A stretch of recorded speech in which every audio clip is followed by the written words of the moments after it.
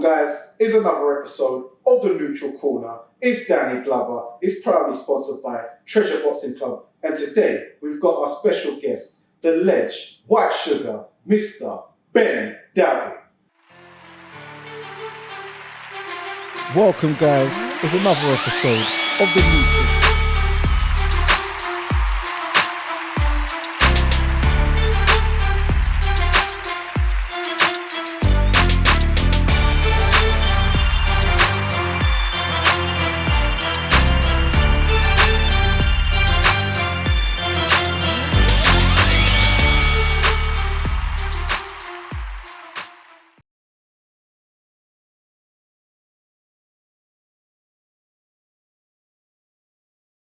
So yeah, man, thank you for gracing us, your presence of coming on the Neutral Corner. So yeah, how you been, man?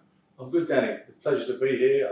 Initially, we thought I was actually going to chime in on Black History, even though I'm not the automatic suspect for such matters. You might think they look on aesthetic value, but our friend Spencer Fearon can't make it, so I believe we're just going to talk about Me History Day. Yes. So originally it was meant to do a Black History special, which we will be hopefully doing either the weekend or we'll do it next week. We've got to figure out everyone's schedule. Yeah. Meant to have Radio Raheem in. Almost got Ambrose Mendy in as well.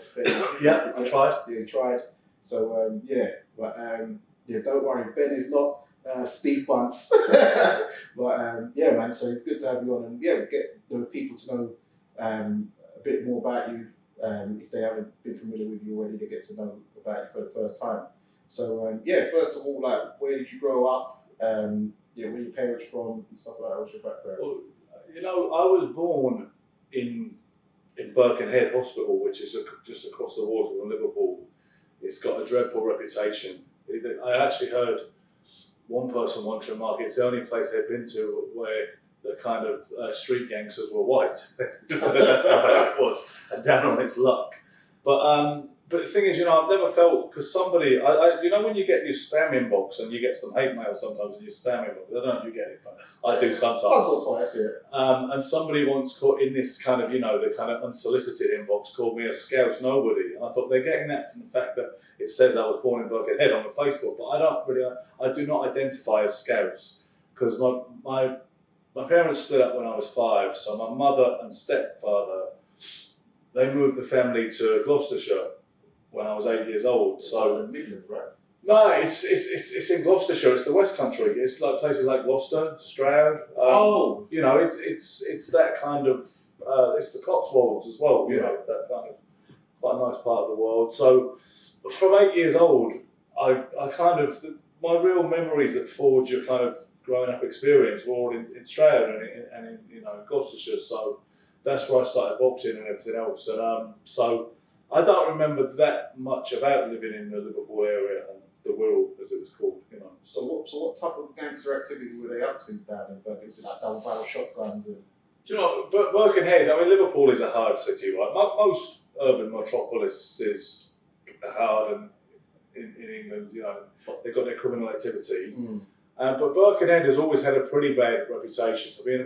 I think where there's poverty and deprivation, there's crime, right? But I actually remember in the rave generation in the early 90s when all that was going on, and they talk about the gangsters at these raves, and people always assumed and presupposed, black guys. Yeah. That's what I meant. The gangsters turned up. They were doing this, or they were trying to charge their own admission fee, or someone pulled a gun, and it was always seen in those terms. And then I just remember someone saying in Birkenhead it was really leery, and they were white gangsters. Like, that was really, that was a point worth making. You know what I mean? So I've never really. I swear to God, I've probably hardly ever been to Birkenhead except being born there. Yeah. So what? From your memory of Gloucestershire, Stroud. Yeah, Stroud. So what was life like growing up there? What was it? Yeah. Well, it was very. It's a rural town. Stroud is like, it's a town, but it's quite villagey. Oh. What I noticed when I first moved down there was that a lot of it. I don't know. That's when I first learned about hierarchy and pecking order. I guess there's always the popular kid and the people that people look up to, and there's the kids who are not regarded as cool. But they're kind of the whole the whole village mentality seemed more intense in Australia. It seemed harder to get on with people, and all the rest of it. And they all seem to fall into line in a certain way, you know what I mean? But it's a country sort of town, it's rural. There's a lot of horses and equestrian shit that goes on there. It's very white. I mean, honestly, there was 2 black kids I remember in my school, really, or certainly in my year. And one of them was a guy called Joe Blackwood, and I've boxed him 5 times. Oh, right. And there was another one called Colin. His name was Colin Burrell. But the black kids at our school stood out because it was a very white kind of culture, Yeah. What years was this, like the 60s? No, I ain't that old, man. I'm not joking. The 70s? Oh, 80s? Yeah, the 80s, really. I mean, we moved to Stroud when I was in 1978 when I was 8 years old. Okay, so the 80s. By the time I started boxing and all the rest of it, that was the 80s, right at the start of the 80s. You know what I mean? But it was a different time to be alive, wasn't it? Especially in a rural town. It was. So what was school life like? How was you like? If you got academics and stuff, how did you find school? But do you know what? I felt like I had a double life at school to an extent because I wanted to. As soon as I started boxing in January 1980, when I went out to the inaugural night of the Rochford House Boxing Club, that's what I wanted to do. I wanted to be, I wanted to obviously do well in the amateurs and win medals, and then become a professional boxer. So I wasn't really committed to the academic side of things. But my mum hated boxing and was very driven academically and ambitious on my behalf and my brother's behalf, and wanted me to become a barrister. All the rest of it, that was what she had kind of planned for me and mapped out, in an ideal world. But I would go to the school debating society. Obviously, I've always been verbal and fond of talking. I was probably precociously articulate for an 11-year-old when I first year of secondary school. So I would be in this kind of one environment at the debating society and all these kind of events, and then I'd be at the boxing club, which was obviously very working class driven. Mm. And you'd start you'd hear profanity and certain different worldviews that you wouldn't get in this more highfalutin kind of social scene. Yeah. And sometimes it's weird to think of it now, but sometimes I didn't really like letting on and I played the violin for a couple of years, although I didn't really enjoy it. And I didn't really like letting on to the debating society or violin type crew that I was a boxer. And I definitely didn't want the boxing people to know that I was, in this other kind of scene, which was like the debating society and all that kind of thing. Yeah. Well, I do remember walking along with a violin case once and being embarrassed when I saw one of the fellas from the boxing club coming down the other side of the street and trying to think of an alibi for why I was carrying it. Which is, I guess. At that age, you're not sure your identity or who you are you? So those kind of conflicts bother you in a way that obviously, hopefully, wouldn't when you're an adult. Yeah, because normally you'd see the boxers, especially nowadays, but even in like our time, where they'd have their duffel bag with the boxing gloves and the headgear outside. Yeah, just to show I'm a fighter. Well, yeah, because they do seem to have the gloves on the outside of the headguard. That seems to be a popular one. And like you say, is it necessary? Is it because it doesn't all fit in there? My headguard wouldn't usually fit in the glove though, but so I normally have the headguard outside of the duffel. Yeah. Do you remember, this is a very random thing to bring up, but Leander, who, she's a boxer. She started at Chrissy Morton's Black Boy Promotions. Oh, yeah. And ended up joining up for, I can't remember which club she boxed for, but she did well and she won some titles and all that. Yeah. But she always had a headguard attached to the outside. I knew her. She was a good friend of Darren Hamilton. They shared a flat in Leytonstone together. Okay. She always had the headguard attached to her bag in a conspicuous manner. And do you remember in the Metro they had that Rush Hour Crush where you could write a kind of note to a stranger that you'd seen saying you'd like to know them better. Yeah. So I went to something like to the heartbreakingly beautiful black girl who's always got the headguard attached to her bag on the central line. How about some sparring sometime or something like that? And I only did it to see if she saw it. It was like a joke. Yeah. But to the best of my knowledge, it never got printed. Oh my God. Oh, that's funny. So then, so after school, did you go to like college or? Do you know what? No. I did at O levels. I was the last year that did O levels. That was 1986. I think O levels were discontinued as of 1986. That's the year I was born. Okay, so that shows you the generation gap between you and me. Yeah. Then I did sixth form at the same school. There was a sixth form, facility at the school, and I did A levels, which they still do today, I believe. Yeah, they still do it. So I did A-levels, and I was supposed, in the normal run of things, I would have gone to university or college. But as I said, by this point, I really wasn't focused. I mean, I had my first serious girlfriend at 16, and that threw me off kilter, because you start getting into all these other stuff. You know, you're going out for drinks, you're starting to have a sexual relationship. And a social life outside of boxing. A social life outside of boxing, that women can fuck with your head, and men can fuck with girls' heads too. Mm-hmm. So, you know, it's a kind of two-way street. Yeah. You suddenly start becoming emotionally entangled in all these things, and start caring about all these things that you never used to knew what they were. Yeah. And you start worrying about a whole load of stuff. It's like it's sort of adulthood pushing against adolescence, you know, kind of thing. Yeah. So suddenly my focus wasn't really, it wasn't on boxing as much as it should have been for a little while, and it certainly wasn't on academia. And, you know, I didn't really understand it, you know, applying to universities and all the rest of it. I think my reference, for whatever reason, must have been pretty bad, because I only got offers. I didn't get that many offers, and one offer I got was Liverpool, and I had to get a B, and a C in order to be accepted by them. I didn't get that. I got 2 Ds because I didn't apply myself. It didn't work. And they're still passes, but they're just not. They're not great passes. Yeah, just about. I could have easily got into a college with that. I understand that, but the way I was at the time, I was just like, no, I didn't get the one I wanted. And to be honest, I didn't really want it. I just didn't get the one I kind of singled out as the one I was focusing on. Yeah. So that didn't happen, and so at 18, I took at the time I said it's a year out, and I still haven't got back into education yet. So I'm guessing, you know, that was probably that. But at the time I said it was a year out, I got a job in a wine shop in the centre of Stroud, and from there, I worked there for a few. And I moved out. You know, got a flat share with these people who lived at the top of town. Then after 3 months in the wine shop, I got a job in a record shop. You know, I don't know if you ever remember R Price, that music chain. Might be. I remember that. I remember that name. Mm-hmm. It used to advertise on TV. Yeah, they were. It was R Price and HMV even in the 90s. Until whenever they were discontinued, it was always about R Price versus HMV. So I got a job. No, it was Virgin Megastores back then. Well, Virgin was a big thing as well, but there weren't many of them, were there? There was only there weren't Virgin stores all over Britain, were there? There was one even in Lewisham, because before it was HMV, it used to be called Virgin Megastores. Then it turned into HMV. Okay, so I got a job for this record shop chain, which, you know, the whole thing with me. If I didn't want to be a world champion boxer, then the other thing I wanted to be was a rock star. By the time I was about 18, I'd seen Guns N' Roses at Donington Rock Festival and thought Slash and Axl Rose were the coolest things ever suddenly. Yeah. So then there was this kind of, I mean, I had a decent body of work as an amateur boxer at that point, and there was people who were saying to me, you've got to keep going with it. And then there was me drinking, starting to experiment a little bit with pharmaceuticals and whatnot. Mm-hmm.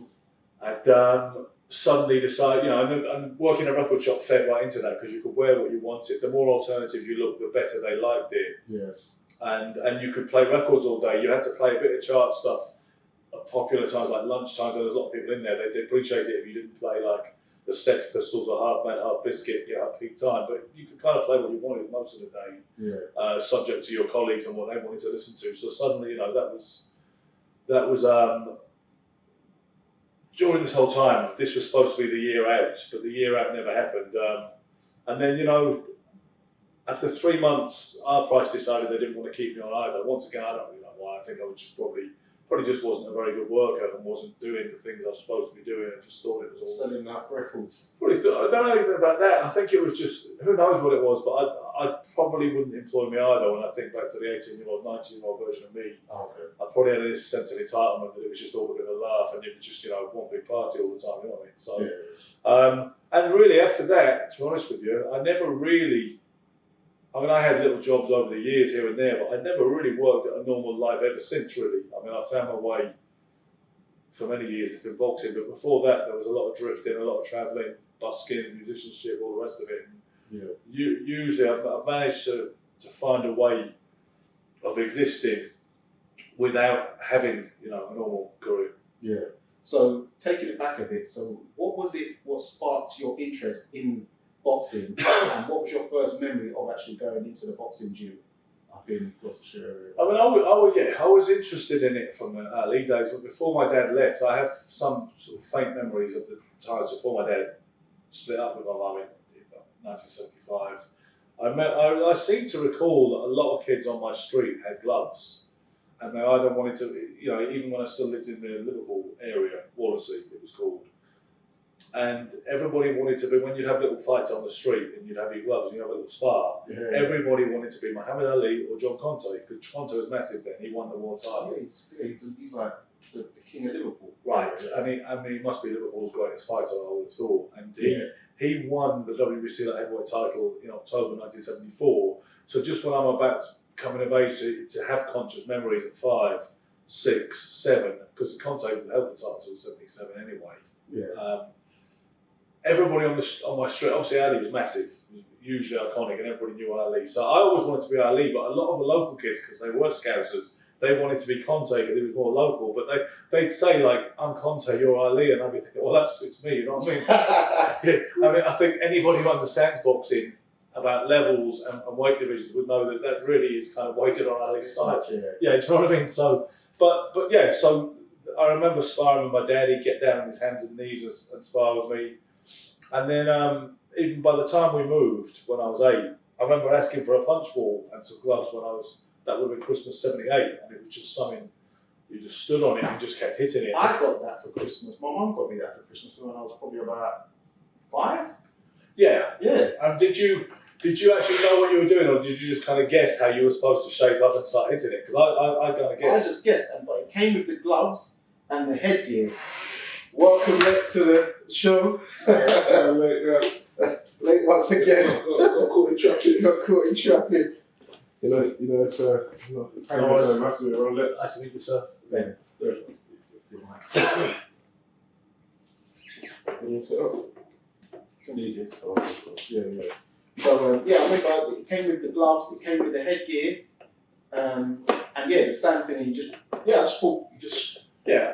I think I figured out you'd stand with one foot in front of the other, and I do believe I had the orthodox style. Because most people, when you find this, when they've never boxed ever, they automatically think if they're right-handed, they tend to think, well, if it starts with a jab, they tend to stand southpaw, and they feel good with that hand because that's their strong hand. Yeah. And they don't realise the logic that you actually want the strong hand to reverse on the back foot, But I think I did stand orthodox, but I just kept hitting this thing just like 1, 2, 1, 2, 1, 2, and that was it.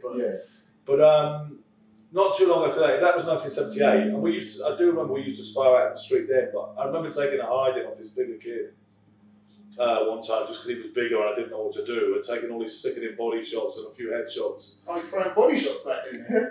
He was. You're not saying he was, because normally, as a kid, everyone wants to go for the head, yeah. I remember some sickening body shots, I really do. What was his name? I can't remember his name, but if he's out there, if he somehow recognises me from this anecdote, which I doubt, I would like a rematch, and I definitely think I could get him today.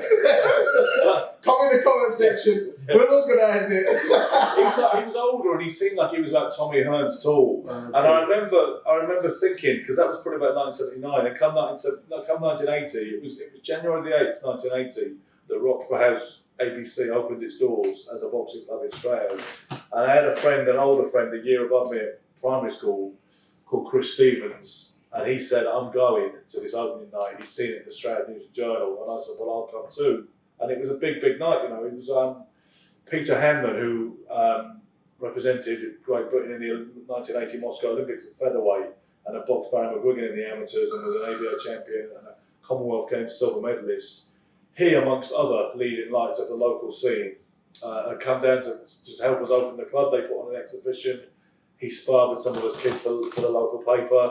And I don't know if you noticed it on Facebook a few months ago, but I actually found that picture of me at 10 years old sparring with Hanlon that was in the Gloucester Citizen. It was printed in. Yeah, I think I saw you. Found it. Yeah. But the point about it all being that it just seemed very exciting because it was quite a grandiose affair, the launching of a new ABA club. They really seem, I know childhood memories can be a bit enhanced, but they really seemed to make a big song and dance of it. And there were lots of blazers about. There was some, what looked like really good top-class boxers all there. I remember Hammond was certainly there. You had guys like Johnny Melfer from Gloucester who were flying the flag back then. Yeah. You know, Harold Hilton was another guy who won a couple of ABA titles. So they had a pretty thriving West Country amateur boxing scene, and with this big gala opening night, I was hooked from the off. By the time I was not quite 10, but I was like 10 in a few weeks, I remember.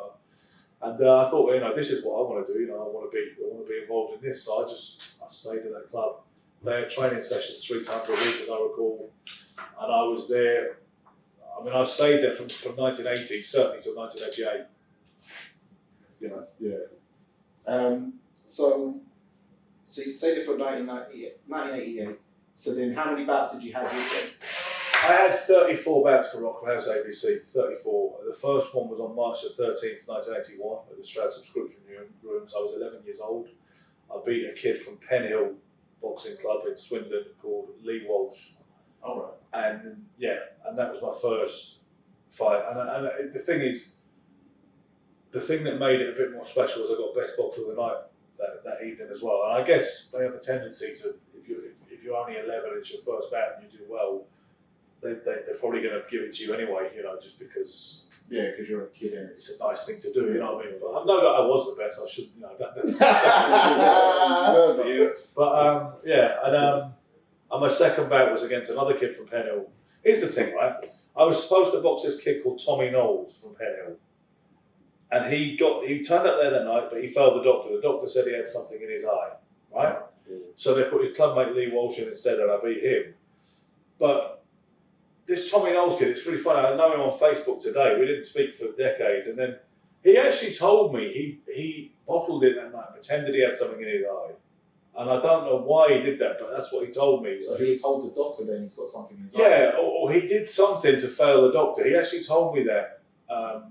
We had a conversation a few months ago on Facebook, like kind of audio, whatever. Yeah. But so anyway. Some of his club were mouthing off. There was a kid called Matthew Kohler, I remember, who said to me, after I beat the other Penhill kid, he said, Tommy would have killed you if you'd have fought Tommy. And I bet him the exorbitant sum of 50 pence that when I fight Tommy, I'll beat him as well. Yeah. So we never actually, no money was held in escrow, we just said 50 pence. So then when I boxed Tommy in my second fight on a Stroud home show, all his lot, including this Matthew Cole, kept going 50p, 50p. And I was like, you're nervous before a fight, right? And you don't really need it. You're not really, I don't know, I wasn't exactly full of bombast. The bombast would come other times, but when the pressure's on and you've got a box at night, I like to be pretty quiet and just get through it. Back, yeah, and they're all going 50p, 50p. But I beat Tommy Knowles as well, you know, by the grace of God. And then afterwards, obviously I'm full of it, and I go up to Matthew Cole and I said, 50p, 50p. And he just said, I'll give it to you next time I see you. I've never had it. Yeah. So bringing you, Lexa, did you have any boxing matches? I think you did. I've done a few Queensbury. Queensbury, quite close. What was it for that Queensbury? Because I know they got one. No, not Frank's Queensbury. Yeah, no, I've done it for the Knights, Knives Down, and Guns Down, Knives. Gloves Up, Knives. No, there was 2 different ones. I've done it for Knives Down, Guns Down. Oh, okay. Yeah, so I haven't got no amateur experience, but my only experience is in this, you know, white collar shows. That's about it. So how did you find that though? No, it's just a bit. I know it's my first one. I remember it's funny because I walked out the wrong way, and the funniest thing is people were actually shouting my name, saying I'm going the wrong way, but I was so locked in. Yeah, I didn't even hear them. So what do you mean the wrong way? What? I mean, wrong corner. No, I'll say to walk out. The runway is this way, whatever you call it. Yeah. I've done some next few walks through. Through the crowd. Through the crowd. Yeah. through the dinner tables. Because you had the special game one. Yeah. And people were like, oh, next. And I didn't hear it. I was just so locked in. And then my first ever, I got a draw. Okay. Yeah. So I do, when people say nerves and that stuff kick in, and it does kick in. How you felt as well. Yeah, definitely. But at least all 3 of us can. But I was going to ask you back then, how much was subs and stuff like? Do you know what? I remember it was something very nominal. I mean, I started in 1980, okay? Yeah. And I remember it might have been like £2 a week or something like that.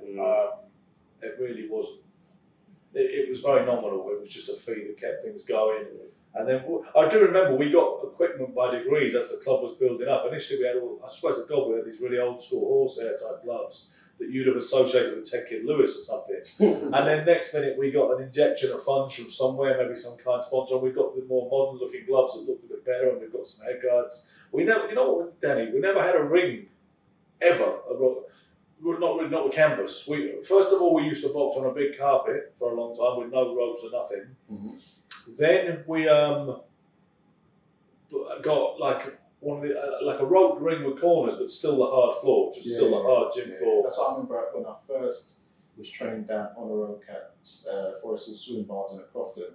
It was just hard floor, but we used to tie these ropes around. Yeah. Kind of. So you partition it, and I do remember at a committee meeting once, Tony Marlowe, who was the kind of club competition secretary and all the rest of it, said, "Oh, at the moment we lack ring craft," and I should have said maybe it's because we haven't got a ring. That might be something to do with it. You know what I mean? Yeah. So I first actually got in the real ring when I went down the limb. Franklin Sarford brought me down there. So the only times from 11 till 18, and then 34 hours about I had for Roxburgh House. The only time I was in a ring, unless I went to another gym, was when I boxed. You know, a proper one. Yeah, a fight ring. Yeah. Yeah. That's mad. So then after 1988, so then where did you move to London? Or? Yeah, exactly that. So what brought that move? Well, do you know what? I was doing that typical teenager clashing with parents thing, or clashing with the parental regime. I didn't get on brilliantly with my stepdad. I got on great with my real dad. I mean, obviously, it's an easier relationship when you don't live in the same house anyway. So what was the clash between you and your stepbrother? I think, quite honestly, he didn't. I mean, he wanted to marry my mum. He didn't really want me as part of the deal. I just came with it. I think I reminded him a lot of my father. So I don't think he wanted someone in the house who's like this miniature version of the bloke who. I mean, my dad should have been the one who had an accident. He was the one who lost it. If you want to say it was a love-rival situation, my dad lost out. But you know, I think we were very opposite. There was quite a lot of aggression from him, you know, towards me, rightly and wrongly. And I guess I was quite stubborn and bombastic as well. And we would just clash from the time I was certainly even 11 years old onwards, we'd clash all the time. Yeah. And it was one of them classic situations you get to a point when you know when you finally are big enough and old enough, about 17, 18, when you call them out and say, well, all right, what do you reckon? Bring it on. You still think you can push me around? And the answer tends to be no. It's like a coming of age thing, isn't it? Yeah. So did you have any siblings as well? Yeah, I had a brother. I still have a brother who's 6 years younger than me. We have a different father. You know what I mean? Yeah. We share the same mother. Yeah. Okay. Yeah. So and is his father your stepdad at the time or something? Yeah. Exactly that. Yeah. Basically, my stepdad and mother had another child, so I had a brother. Okay. So do you feel that he was treated like better than you, like, or? I'm not sure, you know. Or different? He was certainly a lot softer. I mean, obviously, I went to the boxing club, and that is a kind of baptism in certain ways, because obviously we don't have the kind of health and safety and kid gloves type thing, the culture we have today. Everything was a bit rougher. You know, I'd spar with older kids.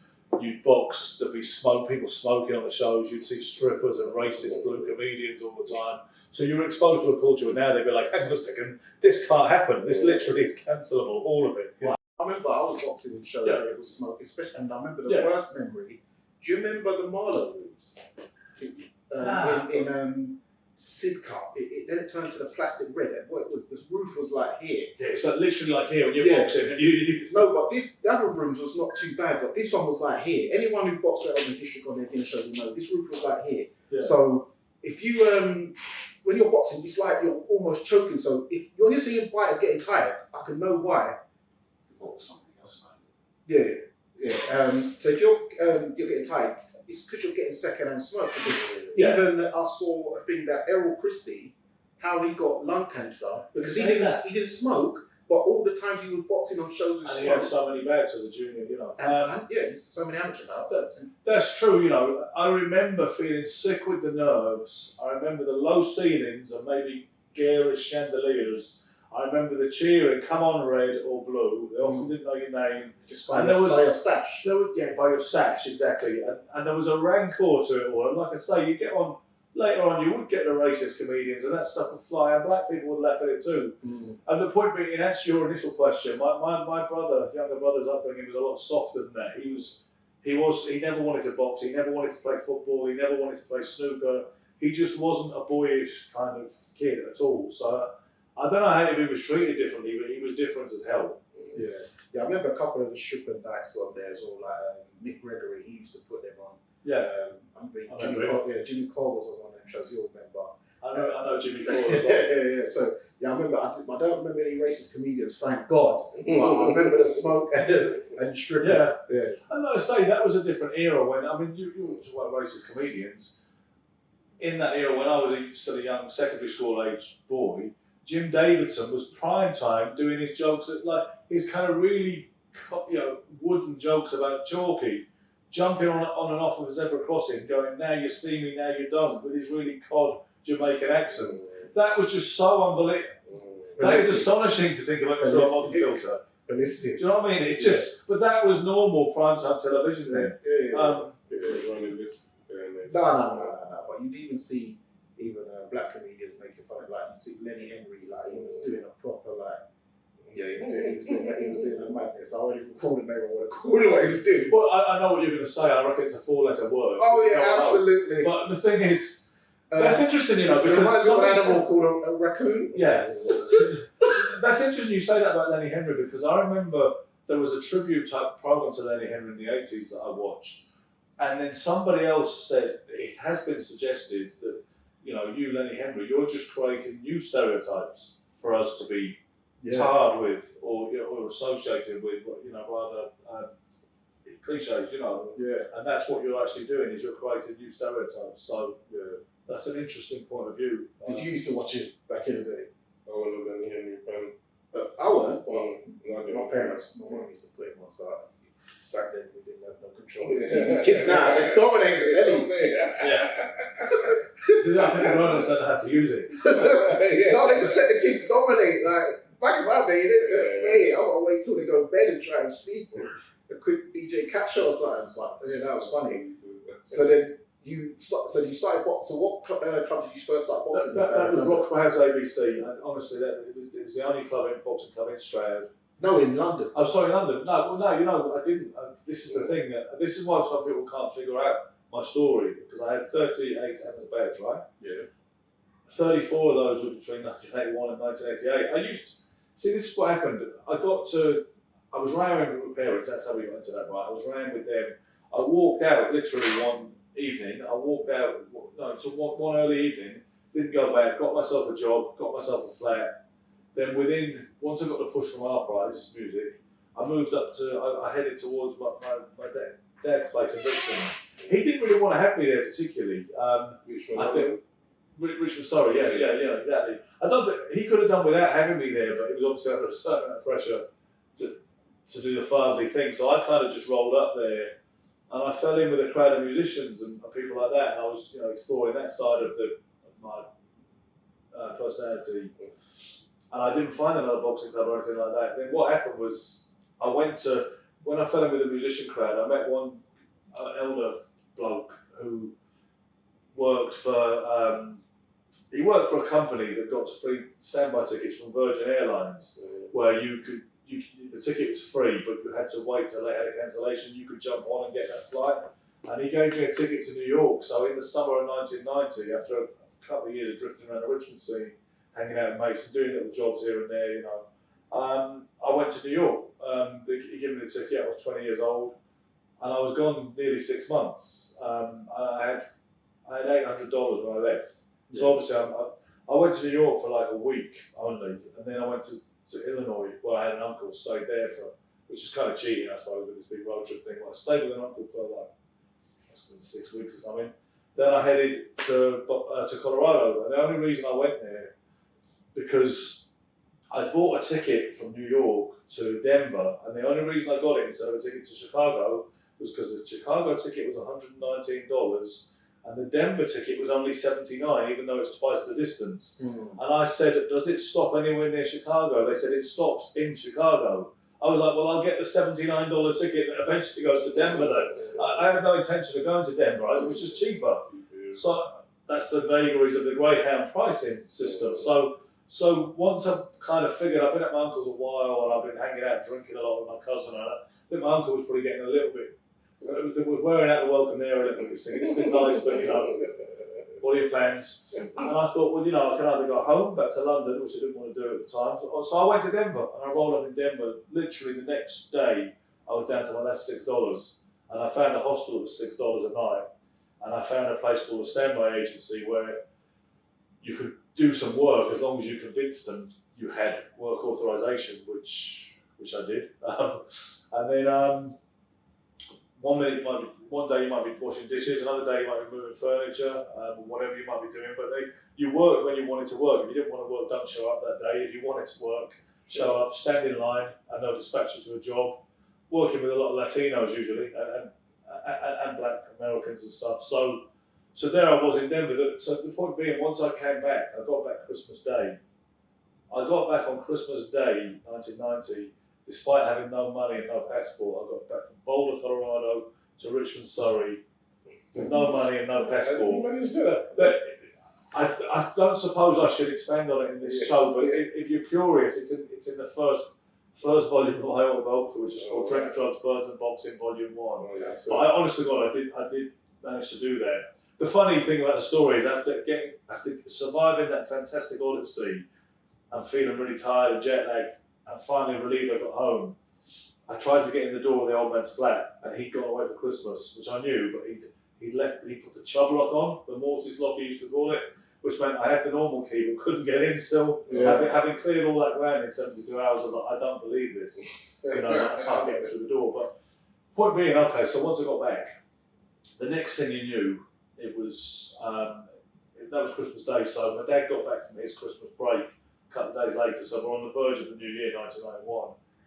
He showed me the Ben Eubank fight because he said you missed a load of boxing. It's a different era, right? You didn't have YouTube, you didn't have social media. So I'd heard that Nigel Benn had lost to this guy called Eubank, but I didn't know much more than that. And then so he said, as soon as I got back, he said, right, or as soon as he got back, because I was in a flat for a few days, he said, right, you've got to see this fight. It's a classic.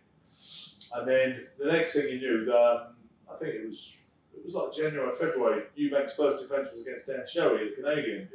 My dad had gotten wind of the fact, he got wind that Sherry would be training with Thomas Beckett. And Sherry's manager at the time was Sugar Ray Leonard. So his whole thing was, if Sherry's training with Thomas Beckett, Sugar Ray will be there, you would think. So let's go and try and meet our hero, you know. So we went along to the Beckett and we decided the easiest way to not look like autograph hunters was if I did a workout. So I took my kit and I would train there. And then next thing, Sherry never showed, Sugar Ray Leonard certainly never showed up. But I got talking to a fellow called Harry Burgess, who was a promoter at Lewisham at the time and a manager. And he said, well, I remember you from a few years ago, why don't you give this a go? And next thing you know, I'm training with this guy he's got called Brian, who trains his fighters, and agreeing to turn over. And I'm sparring with people. There was a fellow called Lester Jacobs, who I sparred with. There was a fellow called Trevor, might be Trevor Ambrose, he fought Darren Dara, I know that. But I was training and sparring with the intention of going pro. I think they applied for the license and all of that. Then one day I just had a freak out about someone in the gym, walked out, and didn't go back, you know what I mean? So between 1991 and 2003, when I was in New York and started Gleason's, I didn't box. I started training in March 2003, and then when I boxed that kid in New York in July 2003, I had not boxed since 1988. Yeah, I remember. So I've been out the ring. I've seen that fight. That was a good. You look really good there. Okay, well, do you think I look pretty good for someone who hadn't boxed effectively for 15 years? Yeah. But I almost feel a bit embarrassed about it that yet because it's ridiculous. Yeah. And people were always saying to me, "Why don't you give it a go?" And it was so stupid because what I was doing all that time, you know what I mean? I mean, let's say the drinking, drugging, pretending to be a rock star. Well, I wouldn't even mind if I'd have given that a proper go, but it was the image, and I swear I did about 3 gigs in all years, you know, and a few recordings, whatever. But I was waiting a lot of time, so you know, my first 34 bouts happened between 81 and 88. And then after that, I had a bunch of amateur fights, like I say, one out in New York, a bunch for Angel ABC. With Bob, John Ryder, Danny Herdman. Well, I sparred John Ryder a lot because when I got to Angel ABC in must have been August, September 2003, John Ryder he had not had a bout, but he was one of the kids who kind of stood out from the meagre crop they had at the time. Obviously, he was southpaw and all that. And I looked at him and thought he looks like he could do something, that kid. And because he was so strong and he punched pretty hard, John Ryder, as a kid, I would spar him a lot because he didn't really have anybody else in the club to spar with, So I kind of, his first, between 15, 16 and 17, those ages, I sparred him all the time, you know what I mean? Yeah. Then Connie Lake joined the club as a coach, along with Ivor the Engine Jones and a fellow called Ray Ball, who does a lot of trains pro fighters today and is quite a well-known trainer on the London scene. They took hold of the club, and then Lakey just trained John really. He just focused on John Ryder, and then he started doing really well. I think he got to, if he didn't win the national novices, he got to the final. And then Ryder, obviously, he lost to George Groves, didn't he, in the senior ABAs? Ryder. Yeah. But he beat some other kid whose actual name was Lou Reed, I remember from Dale Youth, before losing to Groves. But the point being that, that was the story with John Ryder. It was.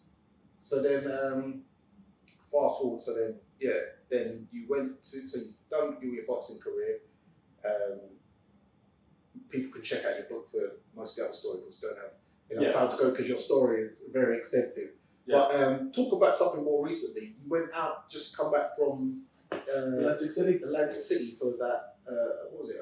It's the Atlantic City Boxing Hall of Fame. Yeah, and you had a lot of fights. I see David Tuwash, Shannon Briggs. Yeah, tell us about that. That was brilliant. It was epic because obviously the biggest Hall of Fame is the one in Canastota, upstate New York. The International Boxing Hall of Fame that Ed Brophy runs. But people are saying in recent years, I've seen people saying that they think the AC Boxing Hall of Fame is better, with a better vibe, and it's a better fan experience, and you can meet more legends or they're more accessible. I've never been to Canastota seems they're just on the stage. You don't look like it. From what I see, it looks like you can't get to them. Whereas you was like proper in the mix, everyone's like on your shoulders. Yeah. I mean, it was. See, I've heard Canastota's amazing, and I must do it one year. Maybe we should all do it. We should get a gang of us together. But some people have said it can be. They said perhaps it's a bit more penny pinching, a bit more ruthlessly commercial. The Atlantic City Boxing Hall of Fame is run by two fellas called Ray McCline and John Martin, and they do a really good job. They're obviously passionate about the game, and so. I'd said to Michael Largeday that it might be cool if we could do something there. Because it's supposed to be a working holiday, although we didn't do very much work. They got the Silk there anyway as part of the guests. They paid for him and other, illustrious names to be there and to attend the event. But that's what we did. And I was 2 nights in New York first, and that's the first time I met Michael Largeday, although we've known each other online for a long time. Yeah. And we've been doing the Sugar and Silk podcast for a year now. But there was biblical floods in New York on that Friday, and they were saying don't travel unless it's an emergency. And there was news footage of people who looked like they were bolting in Brooklyn, and all this. But we got there in spite of that, and then we'd been there for a few hours on the first night. There was kind of like a reception kind of ceremony, and the guys like Tim Witherspoon and Aaron Barclay and Junior Jones, all the rest of it were there, and. Sorry, there's got a couple of people coming in. I just want people to know that I never falter my words unless it's a distraction. I'm professional. But no, so it's about... Big ups, Natalie. It's about 11 a.m, right? It's about 11 p.m. at night. And I hadn't eaten since breakfast. I don't think I've still been eating all day. And Iceman John Scully, who's a fantastic guy, big boxing man. He's part of Artur Beterbiev's training centre. But John Scully just is boxing. We call him the patron saint of boxing. Certainly in America he is that. But and he said, let's go to Philly, because Ben wants to go to Philly. That's about a 90-minute drive from AC. Yeah. And he can't remember where he's parked his car. He says, we've got to go pick up Junior Jones right outside the valley, but let's do it. And the Silk is obviously tired and hungry. And he's like, are we really going to Philly to get a goddamn sandwich? Is that what we're going for? Can't we just get something to eat here? Philly cheesesteak. He said, can't we just go, can't we just get something here? And Scully's like, come on, man, this guy's come from England, man, he's come all the way from England. So we found his car eventually, picked up Junior Jones from outside of Bally's, and then the four of us went down to Philly. I mean, that neighbourhood looks just like the Rocky movies still today. Oh, wow. And there's two big cheesesteak places in that, I think it's called Passyunk Avenue, the street, but it's in South Philly. And there's Gino's and there's Pat's Steaks. But the one that Rocky Balboa goes to in the first movie is Pat's Steaks, and they've got these kind of marks where his feet footprints where he stood. If you want to stand in that spot where you get your cheesesteak. So we had to go to Pat's Steaks, even though some people say Gino's is better. Yeah. And then we did that. We got the cheesesteaks, ate them, went for these amazing milkshakes across the road. And then we drove back to Atlantic City, and we got back about 2 a.m. Yeah. But there was lots of fighters there all weekend. Doug DeWitt, Jeff Chandler, Michael Spinks, Tim Witherspoon, Roberto Duran. Hector Camacho Jr. was it was important for me to meet him because I loved his dad. He's my third favourite fighter after Muhammad Ali and Sugar Ray Leonard. So it's a wonderful event. And it's see, this is what I think, right? I've just come from a press conference today for the Boxer Show, which is now headlined by Isaac Chamberlain and Mikel Lawal. And you see all that lot. Nothing against them, but the new journalistic massive, and your boxing socials and this and that, and people who represent whatever. You'd never see them at something like the Atlantic City Boxing Hall of Fame. And if they were there, they wouldn't know who half the people were because they're not really boxing fans, are they? No. It's a job. It's a clock on, clock off thing. They don't love this. They've got the blood for it. Do you know what I'm saying? I understand. This is, you know what I mean. It's a lot. Gotta not get too controversial. Well, no, because at the end of the day, anyone who's got a hustle and they can making it work, I'll give them props. Much respect to them.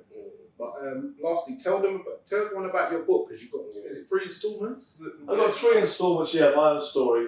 Every time I say it, it feels Every time I say that, it feels real. I feel stupid for saying it because if I didn't know me and I just caught this podcast and this is my first item seen of me, I'd be like, why the fuck have you got 3 autobiographies? Who the hell are you anyway? Do you not think that's a little excessive?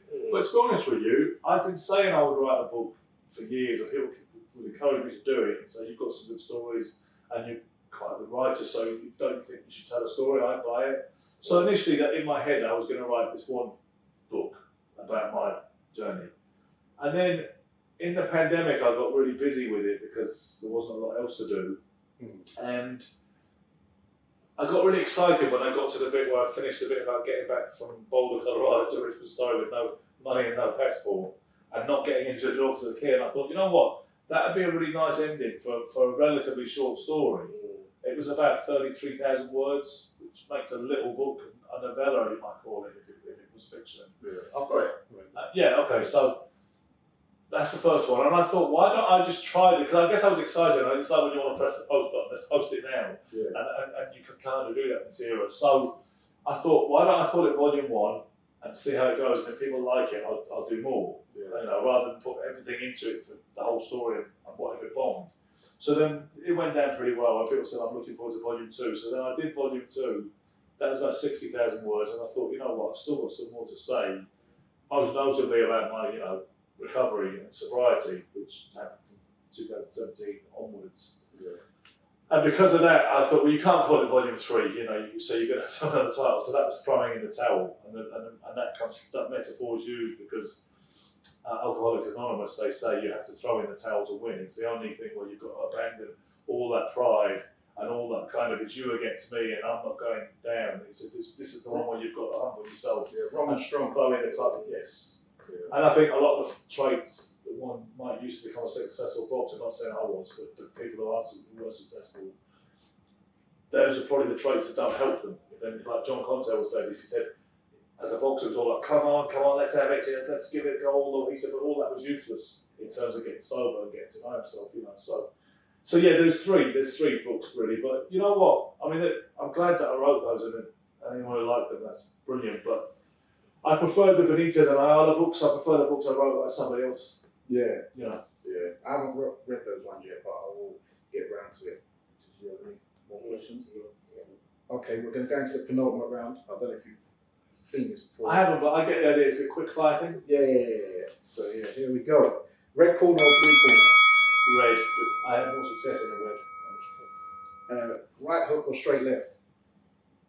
Straight left. No, I ain't south. No. Oh, left hook or straight right? Sorry. Joe, I like the left hook, Danny. Yeah, even all right. For brands of gloves, Everlast or Fly? I wish you said something else like Ryder or Reyes because We're getting to that. all right, so I'm gonna say Everlast, but some of them are not great gloves. Everlast actually. Cleto, Rays or Grants? Reyes. Rival or Winning? Rival. Pattern Sports or RDX? RDX. For boots, Nike or Adidas? Probably Adidas. Yeah, that's our era. Everlast boots or Lonsdale? I'll say Everlast. York Hall or Wembley Arena? Your call. O2 Arena or Copper Box? O2. Tupac or Biggie? That's a good one. Biggie. Sex Pistols or Nirvana? Pistols. Nas or Jay-Z?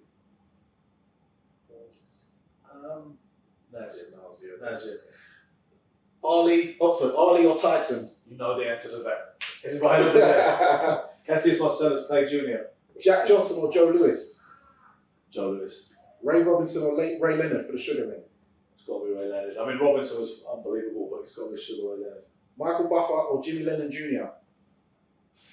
That is a really good question. Yeah, I'll go with Jimmy Lennon Jr. is classier and understated, but I'll go with Buffer because he is iconic and he's a nice fella. Mike Goodall or Bob Alexander? I'll go with Mike Goodall. See him today. Bill Merriman or Buddy Johnson? Bill Merriman because he was insane. If you've not seen him, watch him. Mills Lane or Steve Willis? Mills Lane. Viterbiev or Bivol? Apologies to John Scully, but I like Bivol. Oh, wow. Devin Haney or Regis Prograis? I think Haney will win the fight. Canelo or Benavidez? That's a really interesting call. People say he's ducking him. I'll just stick with Canelo. Crispin and Smith or Jai Okatai? Oppenheimer. Fury or Usyk?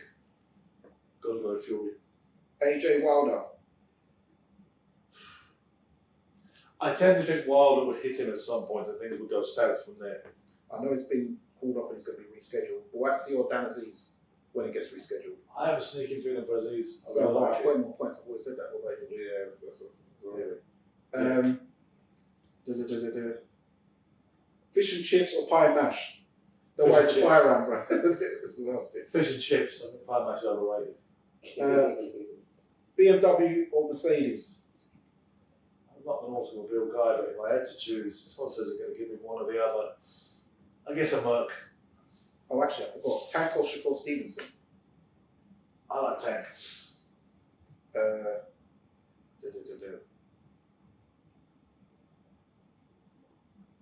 Career of your dreams or love of your life?